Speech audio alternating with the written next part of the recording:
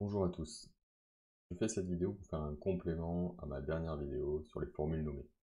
Effectivement, un abonné et même un collègue en fait m'a fait un retour assez pertinent sur la chaîne et je trouve qu'en fait il valait mieux que je refasse un tuto pour vous expliquer en fait les travers qui peuvent se passer si on suit complètement ma vidéo comme j'ai pu faire précédemment. Du coup, je vais vous montrer en fait ce qui se passe si on fait comme j'ai fait et comment on peut optimiser ça pour éviter de se retrouver dans un travers où on va avoir sans arrêt du coup des appels à SharePoint qui vont se passer et donc forcément qui ralentiront. Alors qui ralentiront oui et non l'application, ça dépend combien d'appels vous faites. Je pense que vous en faites un ou deux, ça ira. Si vous en faites une dizaine ou une quinzaine ou peut-être plus, là vous pourrez rencontrer peut-être des problématiques. Alors on bascule sur l'écran. Alors voilà, on retrouve l'écran sur lequel on va retrouver en première partie donc ce que j'avais fait. J'ai rajouté un appel en plus à SharePoint qui est ici, où j'ai rajouté en fait une couleur fil que je peux mettre en fait derrière mes boutons et tout ça, ça me permet en fait de gérer tout ça. Et ce qu'on va s'amuser, c'est que grâce à mon bouton rafraîchir ici qui est indépendant, je vais pouvoir voir au travers du moniteur ici les appels qui sont faits et combien de temps et qu'est-ce qui se passe.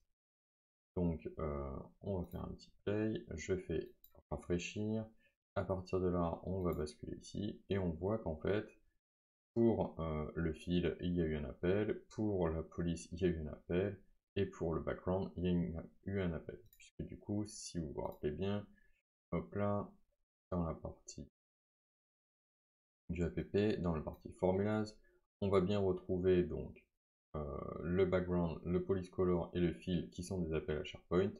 Et par contre, la police et la taille de la police sont gérées en local.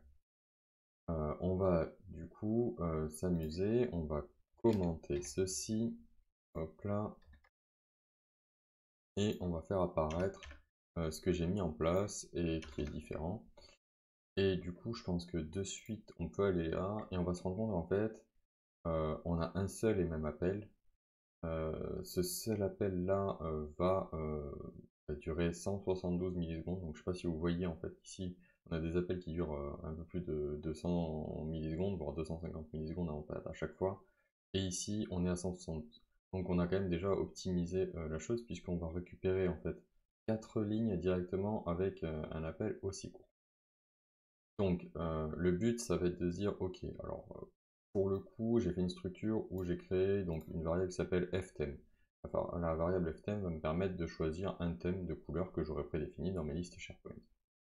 Avec cf, donc je l'ai appelé cf parce que je voulais dire collection pour formule nommée, couleur, je lui ai dit de récupérer les premiers enregistrements en récupérant juste les colonnes qui sont title et couleur et en filtrant la liste des éléments avec une colonne qui s'appelle thème par justement ma variable ici.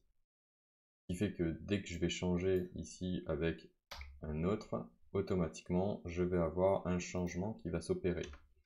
Si je fais ça et que je mets 1, je retrouve le thème de départ. Et on peut voir qu'en fait à chaque fois que j'ai fait les appels, regardez, les appels n'ont pas duré très longtemps à chaque fois. Et ça me permet de gérer tous ces cas de figure.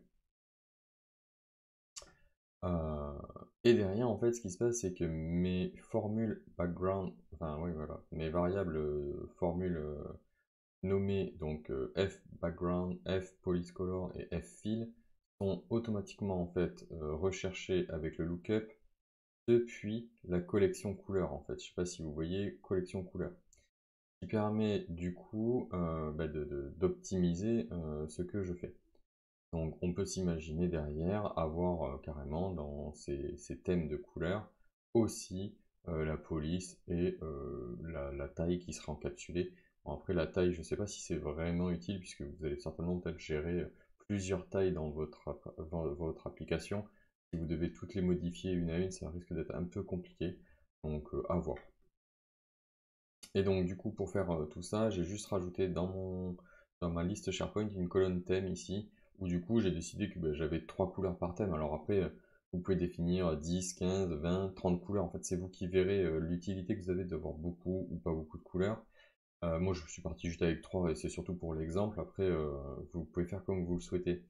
Dans cet appel là, du coup, je vais avoir un thème donc avec 3 couleurs et automatiquement il va me récupérer cette colonne et cette colonne et cette colonne. Donc si je dis pas de bêtises, hop là, non, juste le titre et la couleur, puisque du coup automatiquement il va être filtré, pardon.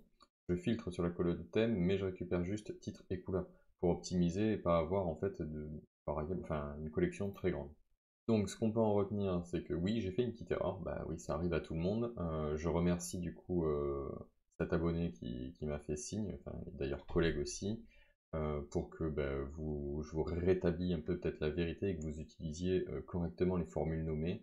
Je vous souhaite à tous une bonne journée, n'hésitez pas toujours à vous abonner, à liker, à commenter, puisque du coup c'est grâce à ce commentaire que j'ai pu faire évoluer ma vidéo de départ. Et je vous souhaite à tous un bon week-end. Au revoir.